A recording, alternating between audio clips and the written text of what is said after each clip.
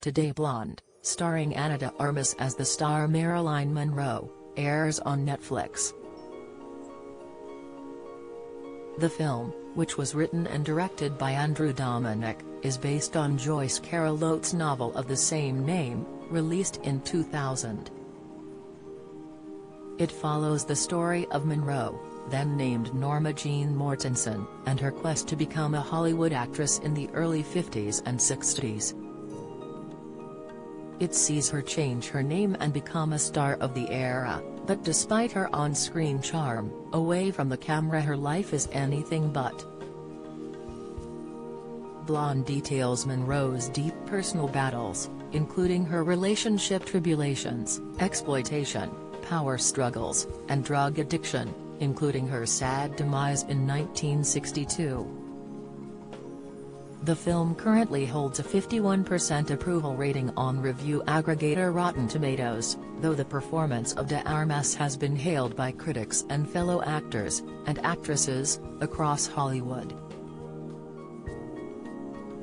Among them included actress Jamie Lee Curtis, who starred opposite de Armas in 2019's Knives Out, and whose father Tony Curtis performed alongside Monroe in the 1959 classic Some Like It Hot. She said, "I dropped to the floor. I couldn't believe it. Anna was completely gone."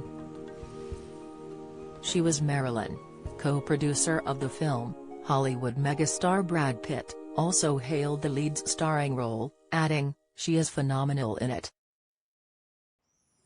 That's a tough dress to fill. It was 10 years in the making. It wasn't until we found Anna that we could get it across the finish line." Though well documented, Monroe's struggles with substance abuse is still discussed and mulled over despite her death coming decades ago, including the actual circumstances of her overdose.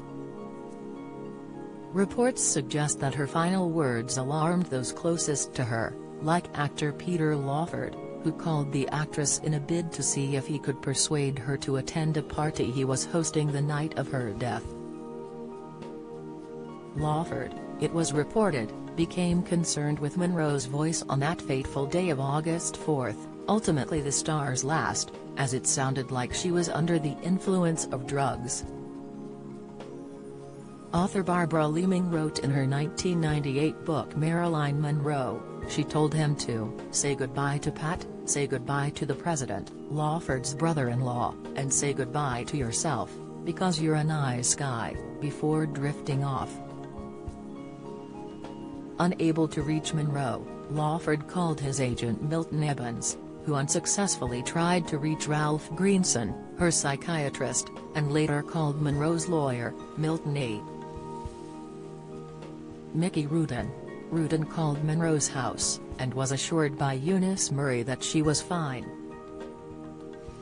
Murray reportedly woke up at 3:30 a.m. the following morning, sensing that something was wrong, and saw light from under Monroe's bedroom door, but she was not able to get a response and found the door locked.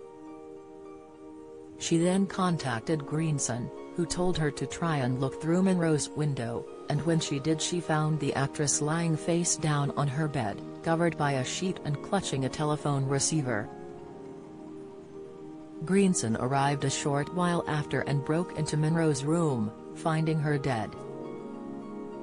Hyman Engelberg, Monroe's physician, was at the property some 20 minutes after Murray woke, officially confirming her death, reporting it to the Los Angeles Police Department at 4:25 a.m. Hours after her death was confirmed, Monroe's autopsy was conducted by Dr. Thomas T. Noguchi. His findings were released some 12 days later, but it revealed that her death was considered acute barbiturate poisonings due to ingestion of overdose. In a press conference, Dr. Theodore Curfey, the medical examiner, said, "It is my conclusion that the death of Marilyn Monroe was caused by a self-administered overdose of sedative drugs and that the mode of death is probable suicide."